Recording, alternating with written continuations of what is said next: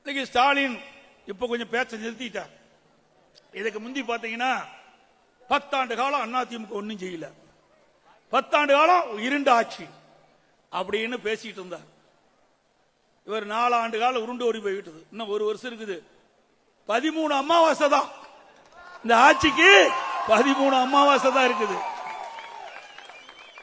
இந்த 4 ஆண்டு காலத்தில் என்னப்பா செஞ்ச சொல்லு பார்க்கலாம். அவர் ஏற்கனவே அதிரடிப்படை அமாவாசையாக மாறியவர் தான். ஆகவே அவர் அமாவாசை தான் கணக்கு போட்டு கொண்டிருப்பார்.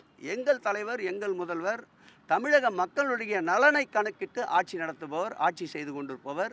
கார் உள்ளளவும் கடல் நீர் உள்ளளவும் எங்கள் முதலமைச்சர் அவர்களுடைய அரும்பணிகளால், முதலமைச்சருடைய அரும்பெரும் திட்டங்களால், முதலமைச்சருடைய 24/7 என்ற அளவிலே முழு நேர மக்கள் பணியால் 2026 மட்டுமல்ல 25 ஆண்டு காலம் இந்த திராவிட மண்ணிலே தமிழகத்தினுடைய முதலமைச்சர் என்ற பதவியை எங்கள் முதல்வர் தான் அலங்கரிப்பார் என்பது திண்ணம்.